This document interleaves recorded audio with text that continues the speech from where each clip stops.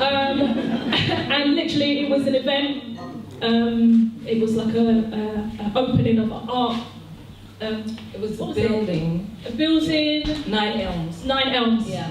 And then we just started talking.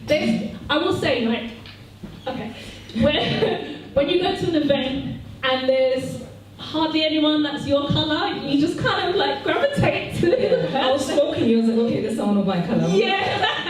And that was kind of like what happened, and we just connected from there. Mm-hmm. So, you know, it's just amazing how you can just have a little conversation with someone at an event, and then, you know, you just connect with people. So thank you for coming and to share. Yeah. Yes. Okay, so will you just say a little bit about yourself, where you're originally from? I'm originally from Southern Africa. I say Southern Africa because it's 3 different countries, Lesotho, Botswana, and Zimbabwe.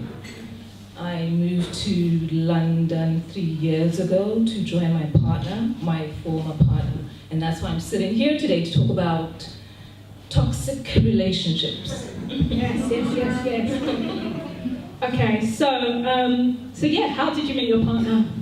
We met in Botswana when we were both there for the holidays, because he was living in London, I was living in Los Angeles, but our parents lived in Botswana. And I remember he came to my parents' place to see my sister, they were friends, and I opened the door and I thought to myself, I'm going to marry him. This is the man that I'm going to marry. And I felt it in my heart, and he felt the same way. And that's what happened. Like 2 years later, we got married. Wow. Yeah. Okay. So if you open the door, yeah, just claim it, yeah? To the single ladies out there, we just claim it. All right. Okay. It ended up not being love. Okay. Describe your experience of your relationship at the beginning. So you felt it was love at first sight.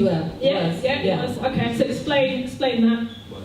I mean, like, it was wonderful. From the moment that we met, we didn't part. We were together every single day for that summer holiday, from the morning to the evening. And he was the first man that I felt comfortable around, that I could be myself around. We would laugh, have inside jokes. It was just the perfect relationship in the beginning. Yeah. And what were the things that he did or say to you that made you kind of question? So you have this amazing summertime, and it was all a bed of roses.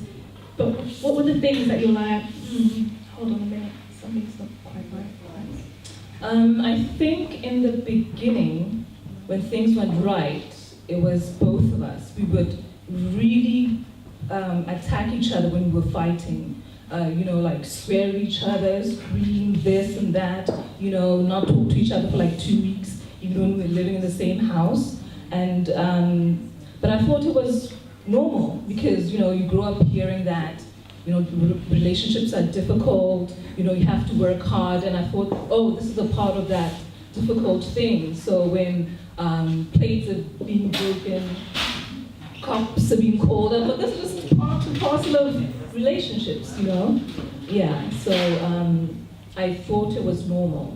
And then we, can I just ask about your, when you were getting married? Yeah. The day before? Oh yeah, the day before we got married, we got into this huge fight. I can't even remember what it was about. And I thought, okay, fine, we're definitely not getting married, So I woke up in the morning just thinking, because we just went to the registrar's office. Yeah. Nobody knew we were getting married, just me and him and his grandparents. So I just thought, it's off. And then he was up, he was just like, aren't you gonna get ready? And I was like, oh, we're still getting married? Okay. It was just one of those things where you're just going through the motions. Even when we were exchanging our vows, we were just like, we weren't looking at each other. And I guess it's the registrar, right, said to us, look at each other, not me, Yeah, so, I mean, those were the signs, but, you can't see when you're in it that, the love is done. But because you've been together for a while, you're just like, okay, fine, what you had in the beginning might come back at some point, not knowing that sometimes it will never, ever come back. Yeah. And Were you pregnant at the time? Yeah. Yeah, you were Yeah. pregnant. Was that one of the main reasons for getting married, or? Oh yes, I was a good Catholic girl, so I strayed from my ways. And yeah, so that was one of the reasons of getting married, because I thought, I couldn't be a single mother, but now I am. So yes, we got married. Yeah. Yeah. Mm-hmm. And you mentioned about infidelity as well. So what happened there, and how did you find out there was infidelity? With the infidelity, we had that came years later, because it was complicated. We got married, got divorced, got separated 2 years later, and then divorced 8 years later, and then got back together. Talk about toxic. We got back together about 5 years ago, and when we got back together the second time around, this time around, it was even worse, where he was a totally different person, and I went in with my eyes totally blind, and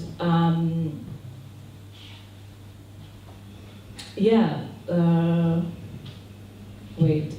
So what were people like around you? Were people not saying, "Come on, Tanya, wake up, what's going on"? No, because I'm such a private person, and I don't have a lot of friends, and I don't share a lot with my friends, so I pretended as if everything was fine, that we were back together, we were happy, and the question you asked me was about the infidelity. Yeah. So one of my friends had mentioned that, I think he's cheating, and I thought, there's no way he would cheat. I know this man, he's my man, and he would never do that. So I didn't believe it, and then I found out that indeed he was cheating. He admitted it, and then I forgave him, and I think at the same time I really didn't care. I was just like, when you just shut down, and you're not even that hurt, you're just like annoyed at the fact. And then after that, he just kept on cheating again and again. He was a serial cheater. So, and I guess he knew that I'll always forgive him. So that's why he kept on doing it. He had no intentions of stopping. And every time that he apologized, he wasn't apologizing because he was sorry that you hurt me. Yeah. He was just trying to shut me up. Like, okay, yeah, fine, I'm sorry, I'll never do it again. Knowing fully well, probably that very night, he was just going to go back to his ways of straying and fornicating. So how did you deal with that, knowing that he's doing all of this stuff? How did it make you feel as a woman, as a person, as a wife, as a mother? Like I'm saying, I had totally checked out. I had totally checked out, and with the cheating, it started being toxic in a way where he was starting to be really verbally abusive. Now it wasn't when we were young, we were just both fighting. He was really verbally abusive, call me the B word, this and this and that, and he would be slightly physical. In these kind of relationships, because it's not outright abuse where you're being punched and slapped around, but you might be choked or pushed. And you just say to yourself, oh, he just choked me. It's not a big deal. And then you just accept that, oh, he just pushed me.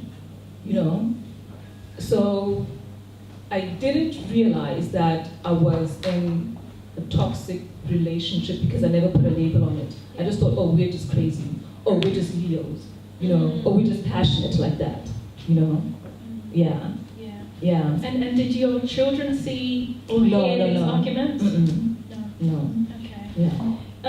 You said you started to feel obviously uncomfortable around him. Yeah. So how did that make you? Even though you said you checked out, but was there times when you would feel nervous about going out and doing stuff and?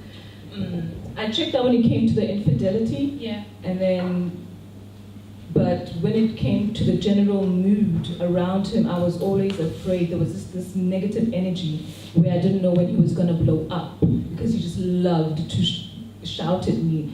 And there was always this hatred in his eyes, like he was looking for me to do something wrong. I never did anything right. I never got complimented. And in those kind of situations, you start doubting yourself, like, am I not good enough? Am I not pretty? Because even, you can look good, you're in the streets and everybody else is looking at you like, ooh, but the man that you're living with cannot see you at all. He only sees the bad in you. He will only point out the bad things that you're doing, or he will make things up. Like gaslighting, where the person makes you feel as if you're the one that's crazy. They'll lie repeatedly and then you call them out on it and then they'll twist the story around and you just end up thinking that you're crazy. And when you're talking about the whole fear thing, the way he started shouting at me, now the threats started coming and I thought, oh my God, one of these days he's actually really gonna hurt me. And there was one day where when he choked me, he was choking me, he had me in a chokehold, and I thought that I was gonna die, and he let go of me and then I left and I went to a hotel, and I spent the night at a hotel. And because I don't have any family at all here, I thought, okay, fine, what am I gonna do? I mean, this is expensive. So I just thought, okay, let me just go back, it'll be fine again. So I went back, and carried on, and then there was one day where I'd gone out to get my eyebrows done, and I decided to go to other shops. So when I came back home, he was like, where the F have you been? And that was the first time I realized that I was in an abusive relationship.